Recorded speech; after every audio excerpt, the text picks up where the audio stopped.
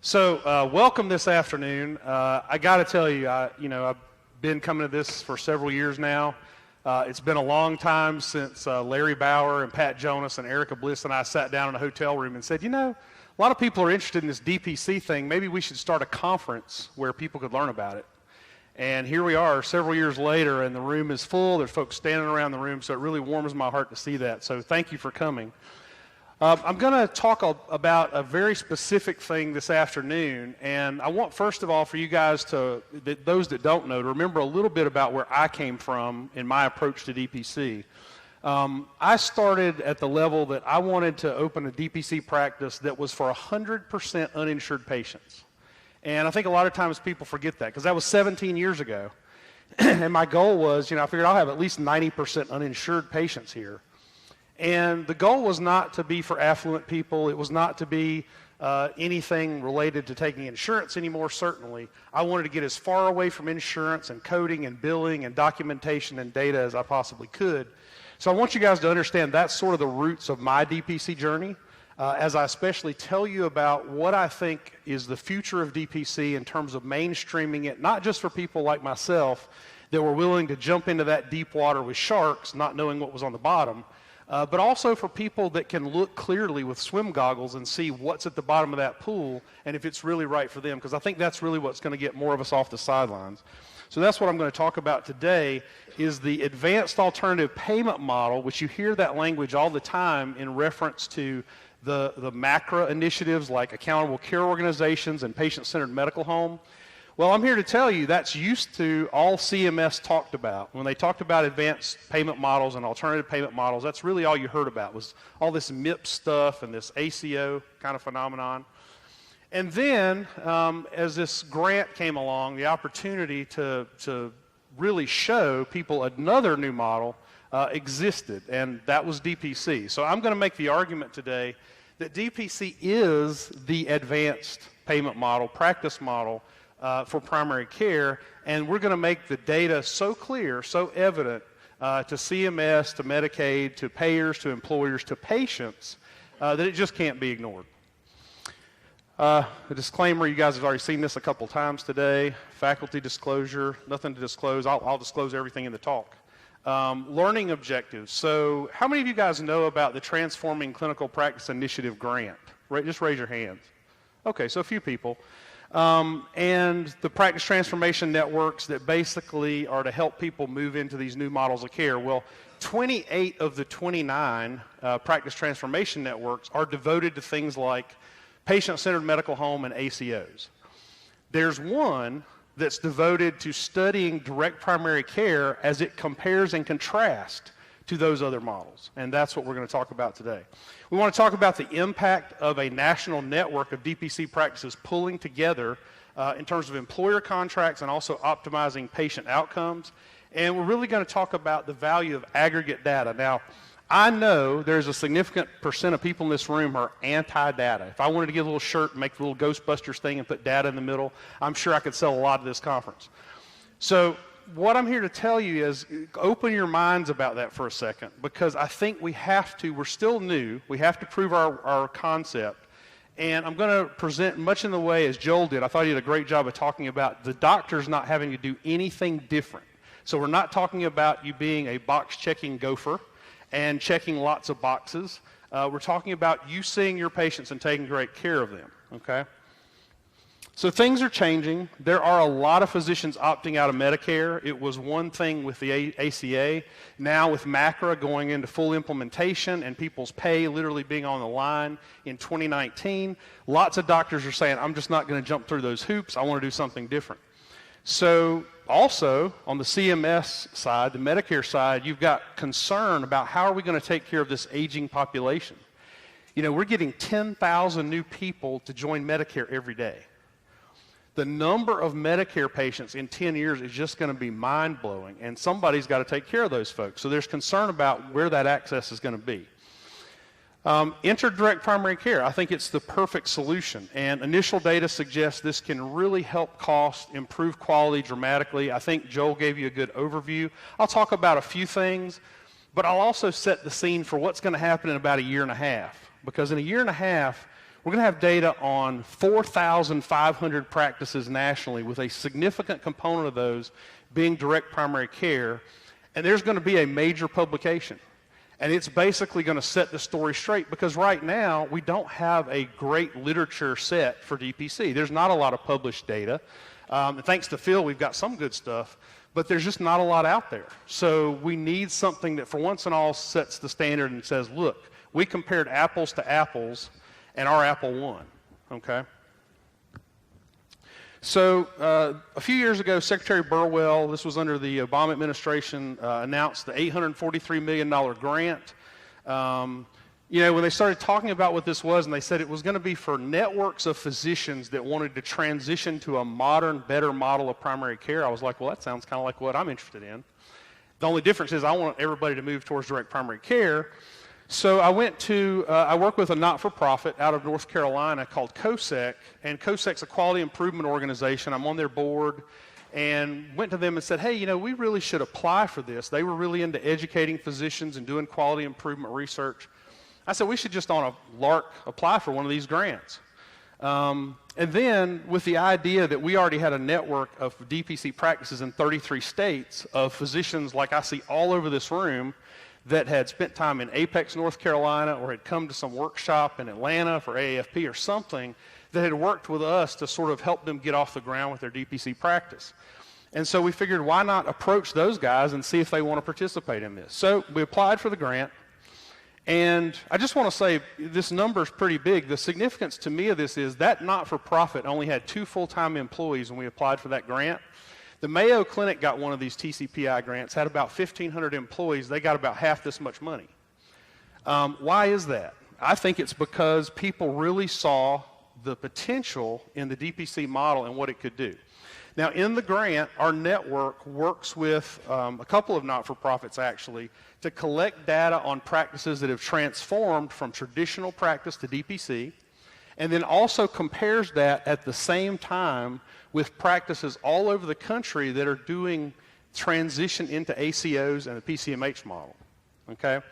Now, my ideal end game with this always was to make it so that DPC could be one of the advanced payment models, and that MACRA would recognize it, so that people that had lots of Medicare patients and were afraid to do DPC because they didn't feel like they could serve that population would be able to literally see their Medicare patients, have their Medicare patients still have the exact same relationship as any DPC patient would. They choose their doctor, they pay their doctor, with the only difference being that Medicare says, you know what, we're going to pay the patient back for that. We're going to reimburse that because we see the value in it. And that's what our end game is, to keep that relationship exactly the same in the DPC model, but make it so that your patients could actually get reimbursed for these visits without having to do documentation. We're getting, CPT codes are an ugly word.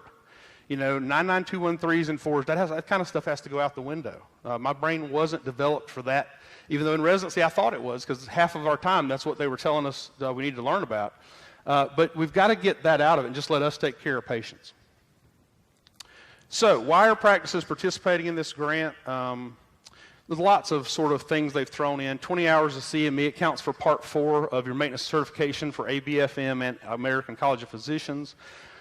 But to me, the most valuable thing is this could be the entry point for pilot practices that are interested in having their Medicare patients get reimbursed, okay? Now, Strata brought up something really interesting, which is what they're doing is helping mine data in a painless way for practices. Bravo, because that's exactly what we found we were going to have to do on the DPC side. The practices that are in ACOs, you know, they've got all kinds of stuff they do and boxes they check and stuff they have to fill out. And we weren't going to participate with that. So we went to a couple different vendors and found some software companies that basically would help make that seamlessly easy to collect that data for practices. There's also, you know, free seminars and stuff, and, you know, we have workshops for people in the network and in the grant, that kind of thing. But the biggest thing is this will be the biggest uniform data collection ever in the United States on direct primary care practices. And there's about 15 metrics. Those metrics are standardized amongst the 4,500 plus practices. And they're metrics we chose. CMS didn't say, hey, this is what you got to measure. We said, you know what, as family physicians, this is what we think is important. when we apply for the grant, these are the things that we want to measure. They said, okay, you guys measure the things you think are important. So we've got to talk about this. There is an elephant in the room, at least half of the room, that really has talked about rumors about CMS, some things that just simply aren't true and that have scared people off from this. In fact, we didn't get as many people in this grant project as we could have. We could have recruited about 400 more DPC practices. So CMS does not have a hidden agenda to undermine DPC. They also, for all these practices in this project, do not get any practice identifiable data. The data goes to a not-for-profit. The not-for-profit scrubs it, de-identifies it, and aggregates it. Much in the way Joel said, the governor can sit at his desk and see what the average A1C in Indiana is. Same thing. They can say state by state. They can say, okay, in the DPC practices, the ER visit rate is this. In the ACO practices, the ER visit is 3 times as high. The readmission rate in the DPC practices is 92% less than in your so-called best of the best PCMH level 3 practices. So what does that say? It says, hey, this is great. So it's a standard data collection for that. Second, payment is not directly from patient to practice. People are upset. They think, they're going to have to bill Medicare to get their monthly fee, sort of like in a CPC Plus format. I'd be scared to death of that. I mean, CPC Plus, you have to hire 3 or 4 more staff just to be able to do enough documentation to get your care coordination fee. So that's not the same thing. That's how CMS would mess up something like this, okay? So the way we're doing it is in a way that doesn't require extra documentation, doesn't require extra regulation or anything else like that. And the other myth is that you have to do anything different than you would in your practice than you do now. My hope is that we would get to a place where you honestly wouldn't know which patients were signed up for this.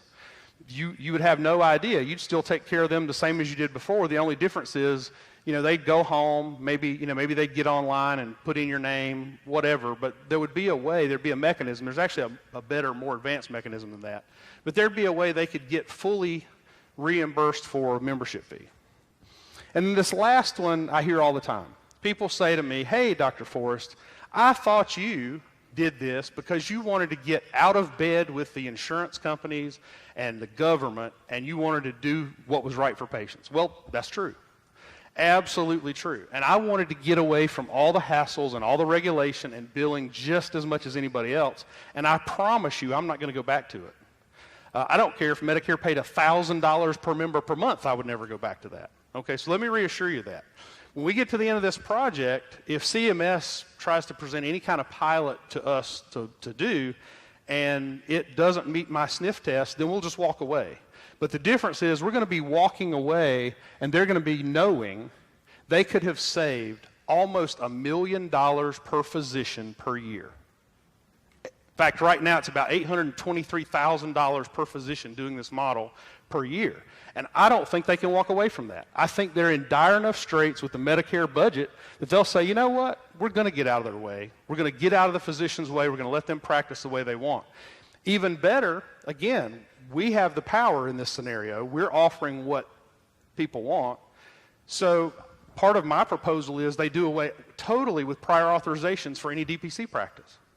We already do everything we can to contain cost for our patients and make their out-of-pocket expenditures the best they can possibly be.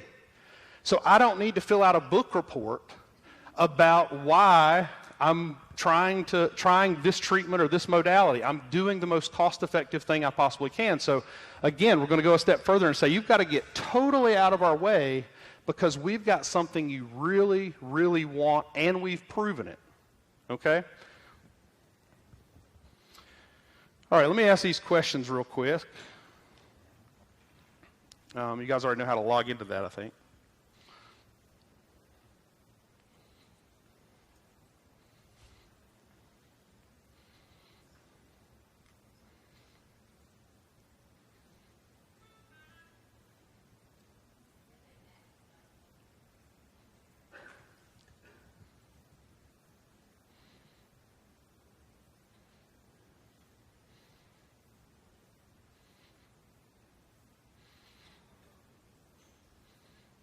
Okay, that's about Dr. Gold's same 97% of the people in the room that are right, so that's good.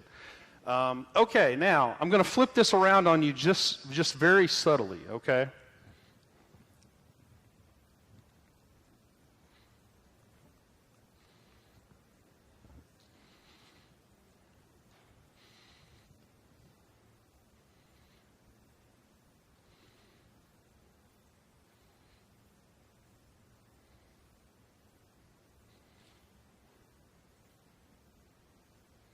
Okay, well, I have to say I'm very surprised.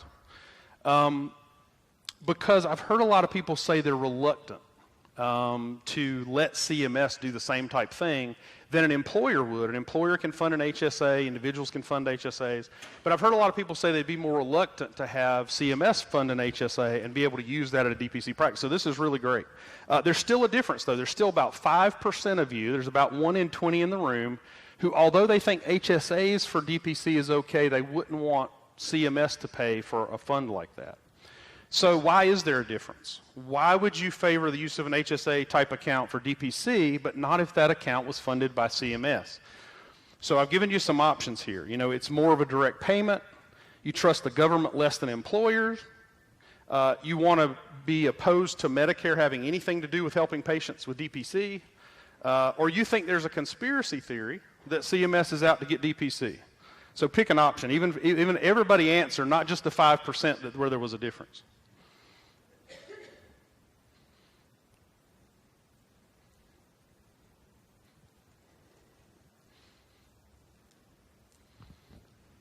Okay. I think that's reasonable. This one didn't have a right answer, but I think that's reasonable. I think that that makes some sense. I think there's definitely people that would have that opinion. I could see why. Okay. So what does this really mean? What are the implications of this project? I think that DPC is the future. We heard it said this morning that if for independent primary care to survive and not be taken over by Walmart and CVS and these kind of things, we've got to find a way to make our practices viable regardless of what's going on with the government and insurers and payers and everything else. I think this model will help physicians stay independent. And if we can get the major payers, and I say major payers because if you look at it, Medicaid plus Medicare plus CHIP represents about 50% of all your patients. So if we can get 50% of those patients a way that they can actually get the fees that they pay you reimbursed, covered, whatever you want to call it, they're still picking you. They're still coming to you and spending their money and choosing you, okay? And there's not necessarily, it's not an in-network, out-of-network thing. They're coming and choosing you. So if we can do that, I think that's going to get a lot of physicians that maybe aren't planning to come right now till the 10th or 12th DPC Summit, because they're still waiting around on the sidelines to see how cold the water is that everybody else has stuck their toe into, right? So this is like the 5th, 6th, 7th generation of this. And every year we get a few more people and we get a new group in here that's willing to do this. And it's sort of the pressure, the external pressures of how bad is it in the primary care trenches in the fee-for-service model have to be worse than the risk that people are afraid to take on DPC. Well, I'm telling you, this makes DPC a less risky proposition for the mainstream physicians that have 3 kids in college, a mortgage, bills to pay, and still have loans from medical school. This makes it so potentially they don't have to worry that, 500 of their Medicare patients are going to leave the practice because they just are in a place they can't afford to do DPC. So I think this will truly alter the way physicians are paid in a good way. I mean, people are using the free market. That's very important to me. I want people to be able to choose you because you are the physician they have a relationship with. You're the physician and you're providing the level of services they really need. So just having it work like an HSA, but with CMS, I don't really think there's a problem there. And ideally, prior authorizations and any gatekeeping would be eliminated for this model. Does CMS have a hidden agenda? I don't know. They certainly like to take credit for everything that you guys come up with. If it's no coincidence that CPC Plus is a monthly fee and sounds kind of like DPC. It's no coincidence that the RFI was called DPC, but it was direct private contracting, right? They were going like, whoa, CMS Innovation Center has come up with this great idea we call it this, and this is how it works. No, physicians have done this on a private level. So yes, do I think they'd like to take credit for this, make it their thing? Absolutely. But I don't care if they want to put their name on it or do whatever, as long as practically what it means for physicians and then moreover patients is going to be very positive. I think imitation is the most sincere form of flattery. I mean, I can't believe, honestly, they've come as far as they have in being willing to look at this over the last few years. And I think they're getting really close to seeing this as something they've got to take a look at. They've got to make a viable option. Why do policymakers care? I think that the upcoming publications that will roll out that have to do with the data that are coming from this project will be so unignorable that they won't have a chance except to care about DPC and want to do everything they can to support it. Joel brought up a great point about, do insurers feel threatened by DPC? Well, I got to tell you, a quick story. So when I first opened long time ago, I told Susan at my office, I said, if I show up dead in the ditch somewhere, I said, tell the police Blue Cross Blue Shield did it, right? Because I was sure that I was really adversarial and they were seeing me that way, okay? But I think now, except for the ones that are totally closed-minded, in some states, some of the bigger insurers just don't want to hear anything about what they normally do. In the places where people know something about this, the insurers see opportunity. Again, I'd like to think they care about patients. I think they definitely care about money. They see an opportunity to keep premiums flat and have a bigger delta for themselves because of the money on utilization that you guys are going to make for them.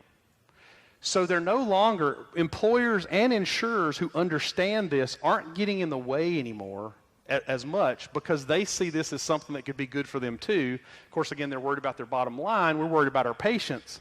But nevertheless, they're not as against it as they used to. And many of them are lining up, definitely in local and regional levels, but in some cases on the national level, to produce integrated products that work with DPC in such a way as to take advantage of that. The data so far, so I'll just tease you guys with a few things. I threw out some of these already, but we still have a year and a half to go with our practices. But right now, hospital readmission is 92% less than not just the traditional practice, than the PCMH level 3, holy grail, according to CMS, best primary care practice you can have that's a center of excellence in every category. That's what we're comparing it to. Hospitalizations, readmissions are that much less. ER visits, it varies a little bit depending on the demographic, but it's between 65 and 70% less.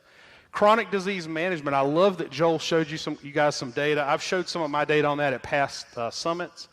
I'll just say that two things. Number one, whenever I show the data and show that the care for diabetes, hypertension, and hyperlipidemia is much better for DPC and diabetes than it is for PCMH level 3, people always say, well, that's because all the DPC patients are healthy. No. Most of my DPC, 40% of my patient base is totally uninsured in my practice. And most of them have gone without primary care for years. So I don't have this slide today, but one of the pieces of data I like the best, there's some MBA students from NC State that actually looked at the difference in hemoglobin A1Cs, LDL cholesterols, blood pressure numbers, before and after in the practice, and looked at the change, the delta in control, and that was significantly higher for DPC than it was for the traditional model. Meaning, not only do our patients get healthier, they started sicker. So we took a sicker population and kept them out of the hospital and managed them better. And that was, the initial data on that was compared to, I think, like 27 or 30 PCMH level 3 practices compared against, DPC practices, which represented, generally in the project about 10%. So you're talking about, this is really important stuff, and people can't just say, oh, well, it's all selection bias. Now, I do agree. Somebody asked Dr. Gold, I think, do you think people that choose this model are more motivated about their health care? I think they are. Doesn't mean they're more well-to-do, that they're economically better off, but they are, I think, motivated. Well, guess what? That's the patients I want. I want a patient that wants to improve their health care, and then I will work with them the best I can to do it, regardless of their socioeconomic status. Patient satisfaction, they like to use, we've had to standardize things. I hate those scales, but they've got that 5-star kind of scale.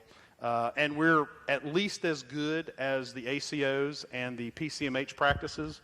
I think there's some subtle differences in how people assess that, but we're going to be at least as good. This one's interesting, malpractice. We are right now collecting national data on malpractice premiums and on malpractice liability, and finding that it is incredibly lower in a direct primary care model. Meaning that DPC docs pay lower premiums. DPC docs typically have been sued a lot less. Well, why does that have significance? Well, if the malpractice insurance companies are willing to reduce your rates by 30 to 60% just because of this model, they wouldn't do that if they didn't truly believe you were going to have less bad outcomes. They really get it. And they also understand that one of the more important things in family medicine and primary care is not A1Cs and numbers, it's communication. And one of the things I think goes without saying is that the direct primary care model is a model about communicating with your patients. You have time to do it. You can look them eye to eye. You don't need to be checking meaningful use boxes over your corner while they're over your shoulder, right? The cost savings, the numbers vary. If you're looking at insurance premiums, in self-funded plans, you're talking about generally 30% lower. When you look at utilization, it depends on specifically what services you're looking at, but if you're looking at specialist referrals and specialist procedures, it's about 50%. When you look at downstream cost, we already talked about ER visits and hospitalizations, but they're astounding. And then Dr. Gold brought up this morning, I think this is important to say, he brought up the idea that we negotiate for local discounts with the people we refer to. And there's no way to actually measure this savings. We haven't found a good way to do it yet. But I'm telling you it's huge, because if my patient, let's say they have Medicare, and they need to get a colonoscopy or a stress echo or whatever, and they're able to, again, I'll refer to Phil on this segregation high-tech rule, but if they're able to not bill Medicare for that service and allow the specialist to give them my discount, they usually save 50% on what their co-insurance would have been had they paid for that. So if they go for a stress echo, maybe they were going to end up paying $400 out of pocket after Medicare covered it. And if they go and we've negotiated them a lower rate and they bypass billing the insurance, it might be half that. Those savings aren't even included in what we're talking about. And I think they're just going to be huge downstream savings. And the employers are going to be measuring this stuff. Now, let me say this. Which patients could benefit from this? Your patients that already come, that are under 65, that are, have normal insurance? Probably not from this project. But think about all of the other government payment programs and beneficiaries. CHIP. This project is also tied to CHIP for the Children's Health Insurance Program. Wouldn't it be great if children could be cared for this way? Dually eligible Medicare, Medicaid, Medicare. But I said this before, almost 50% of people nationally are under some sort of government insurance program. I'm not saying that's right or wrong. It's just a fact. It's just how it is. And in rural and poor populations, in eastern North Carolina, we have a lot of rural practices. I know that Stephen Manning is here, and he is making this practice work in a really rural area of North Carolina. Elderly populations where, if you have a practice that's 90% Medicare, it's hard to open a DPC practice. You can do it, but it's hard without those people having some way that they can recoup some of that cost. So, this question, it's not an audience response question, maybe for a good reason, but is for people who are just so against the idea of this, the prospect that CMS would help offset some of the cost of care for patients. Again, the direct relationship is the same. You operate your DPC practice as you normally would and give patients the same care you normally would. Patients pick you just like they would before, and the reimbursement payment funding is not involved in that triangle. I loved what was said about sort of that third person in the relationship. You can't have them. You can't have them in the relationship. It's got to be about you and the patient. So them and their payment and reimbursement, that's between the patient and whoever's paying the bill. And your job remains great patient care, not bureaucracy. If all those things are true, there's no reason to be opposed to this. And if you still are, if fundamentally, philosophically you say, I don't have to prove anything to anybody, I don't want to share data, okay, I totally respect that, because you know what? You went to medical school, you had that debt, you worked hard, you honestly deserve to be in any kind of practice that you want to be in, so I'd fully support that. But I would also ask that you would honor the physicians that feel like it's necessary for their patients to be able to get some type of reimbursement, who want to participate in this and who don't mind this passive data collection. So support those that would do that, and totally I would honor your choice to say, hey, I got out of dealing with insurers altogether. I don't even want the smell that any of my patients are getting anything paid for or reimbursed by their insurance company. That's fine. I respect your choice to do that. Will there be any strings attached? Of course, there will be. I've tried every way around having something, but everybody wants data. If you haven't heard anything else today, it's that they do. Employers want data, and they don't mean, Dr. Smith is doing a terrible job and their average A1C is 8, and so we're going to cut their pay. That's actually what's already there. That's what MIPS is. That's what MIPS and MACRA is about if you're not in DPC. What we're talking about is where we can say as an aggregate, look, the state of North Carolina has better chronic disease management in this model than 99% of your PCMH level 3 practices. So you should continue the program and support it. That's the kind of data we're talking about, and everybody wants it. And make it as unobtrusive and passive as possible, so again, doctors don't have to do extra work in any way other than taking care of their patients. And then again, I'm for having a trusted party other than CMS, a not-for-profit that would collect and aggregate this data so that CMS doesn't have direct access to it.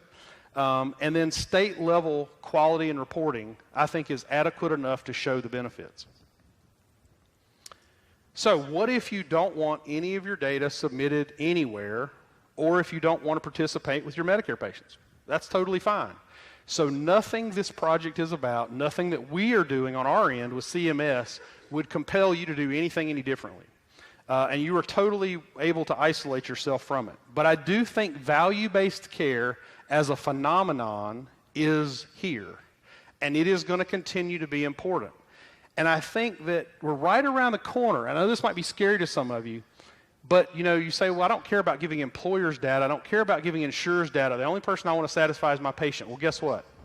We're getting really close to where patients are going to want your data. We're getting really close to where, they're already looking at your reviews online. But when the doctor down the street says, hey, I reduce ER visits by 95%, they're literally going to want to know, hey, are you somebody that every one of your patients goes to the ER? So I do think that's not something you're going to stop. People are going to want to know how you're doing, how you're performing, how your patients are performing. So that's just an inevitable fact, I think. And there is absolutely nothing mandatory about what's going on with our project for any practice or patient. The patients that are in this have no clue because nothing's any different for them. For them, it's just like before this project ever existed.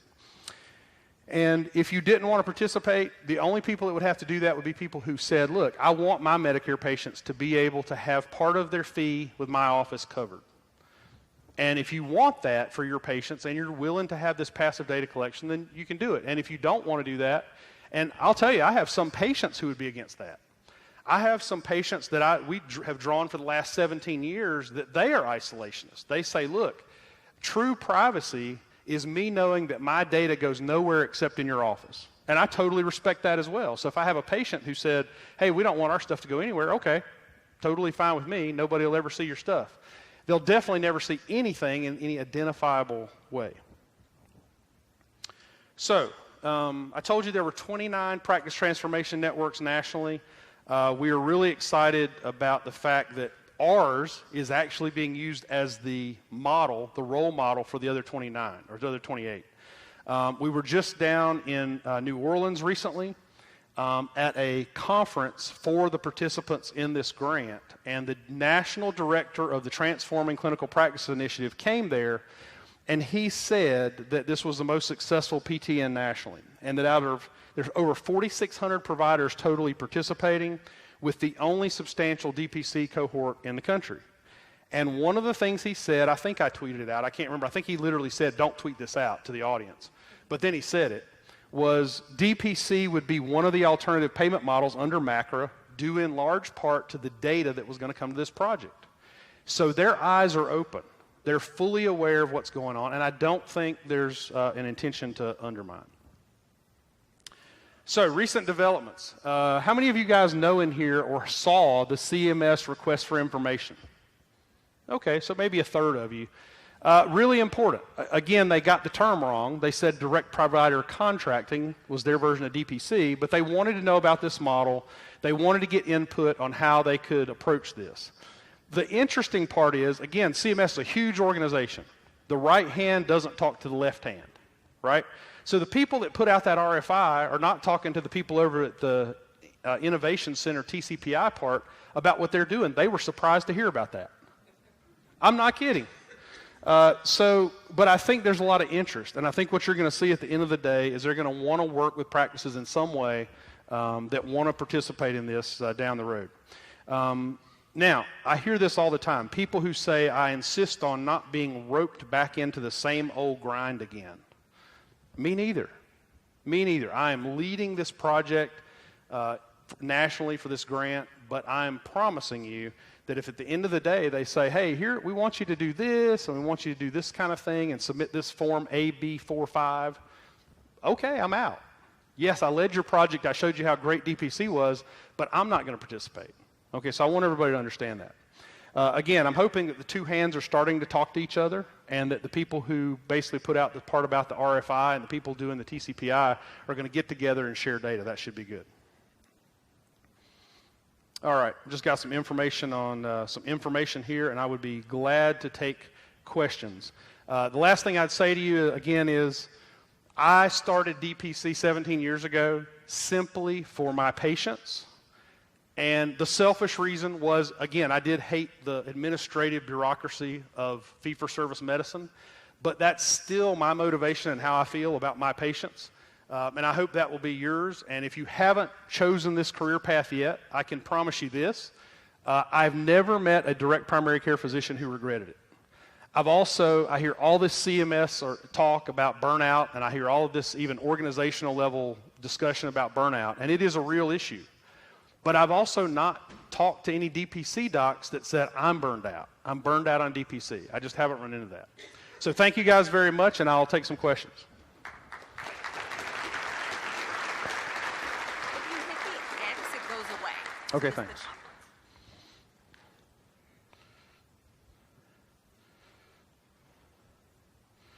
Okay, so the first question, which is a good one, says 70% of DPC physicians are opted out due to the fear of breaking rules, which, by the way, my aside would be, yes, I would too. I think generally that's what I would recommend. But the question is, do you see those barriers breaking down and Medicare rewriting the rules again so we do not have to opt out? That is definitely something that would be the ask. The ask would be that, number one, if you've opted out and all of a sudden this is available and you want back in, you shouldn't have to wait 2 years to participate, right? So it would be our ask that they would say, look, if you opted out and you want to participate with this, as long as you're not going to do fee-for-service Medicare again, we don't care. That would be the goal. If I opt out of Medicare and CMS decides to pay for DPC, is my opt-out a problem? Well, it sort of goes back to that same question. Hopefully it would not be, because I think probably 99% of the DPC physicians in our project that are participating in this are opted out of Medicare. In fact, one of the disqualifying criteria, they were not allowed to enroll in our project if they were already in an ACO. So I think they pretty much had to be out of that. Next question. I'm not against data. I'm against the use of data against me. Hey, I totally agree with that, which is one reason that I insisted that we basically have this layer, a not-for-profit run by physicians with an all-physician board that basically has the access to the data, and they analyze it, and then they aggregate it and send that up the chain. So I totally agree with that. I don't think that should be the case. You know, one of the things I do in my spare time again, AAFP recruited me to do this, but was recommend some of these metrics, and I hate these things. You know, some of these metrics that they choose are really, really difficult. And one of the things that comes up all the time is we'll have a physician say, but I'm in a demographic where 100% of my patients smoke. How can you pay me differently or not pay me a monthly fee because 80% of my patients smoke? If you're in North Carolina, that would doom you, right? It wouldn't work. So we always have to bring up the point that your data shouldn't individually be used against you because all of you guys are doing the best you can where you are, right? And some of us are in tougher environments, right? With 40% of my patients being uninsured, hey, if you looked at my colonoscopy rates, it's not going to be very good because so many people just don't have access, right? Even though we go out of our way to make it less expensive. So the question here is, what about the partnership with Berkshire Hathaway? I think it's really interesting. There was some good discussion on that this morning. It's a little concerning, but it's also a little motivating. I think that, and I don't know how many of you know this in the room, but Jeff Bezos has already spent millions of dollars in DPC. He invested pretty heavily. Erica can talk more about this, but with Q Lions.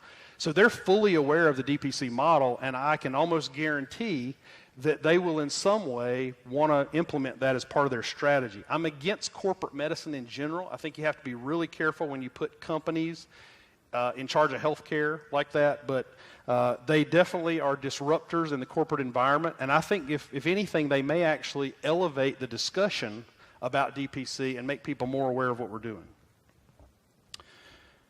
Let's see. Okay, same question. Okay, this is a good one. If the USA were ever to implement a single payer, could you see an allowance of a DPC as you described? That is a great question. I am not a fortune teller. I don't know if we'll have a single payer. I am concerned that given what's happening, we might end up there. 12 to 15 years from now, we may end up with single payer. I'm not saying I think that's better or worse. In some ways, again, nobody tweet that I said I was for single payer because I'm not, okay? But in some ways, it's better than the mess that we have in traditional fee-for-service, okay? I wouldn't say it's better than DPC, but I would say that simplifying things in healthcare would be good. I'm totally against getting rid of the free market in healthcare. I think we need the free market in healthcare. So I'm not really saying I'm for or against that at this point, but what I would say is I do think there's a significant possibility that in 12 to 15 years we could end up there. And imagine if you are in a situation where you have not done any of this stuff proactively, and you said, I'm just keeping my 10-foot pole, and I'm keeping it that way, and that happened, that might really put you in a bind. I would fight hard against anything or any legislation that would make it so any physician couldn't practice any way they wanted to. But you guys should be aware, the 1992 healthcare bill that proposed national health care actually said every physician in the United States of America would be required to accept it to be licensed to practice medicine. That was in 1992. So just be aware, it didn't pass, obviously, it failed horribly, but it was initially in that legislation. One more question. Let me try to find a good one. I've got a bunch here.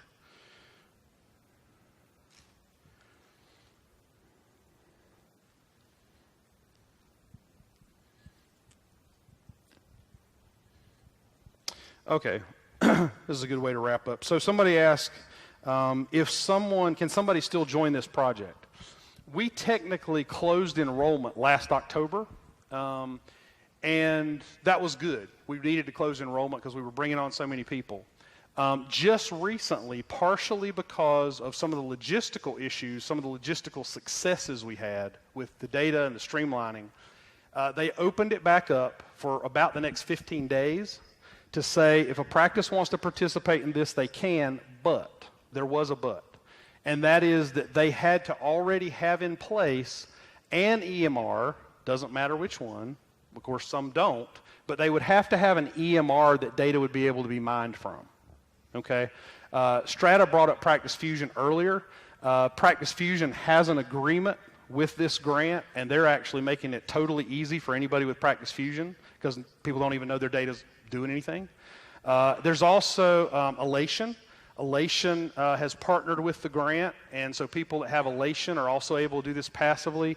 And there's some other bigger EMRs, mostly for hospital systems that work with it seamlessly.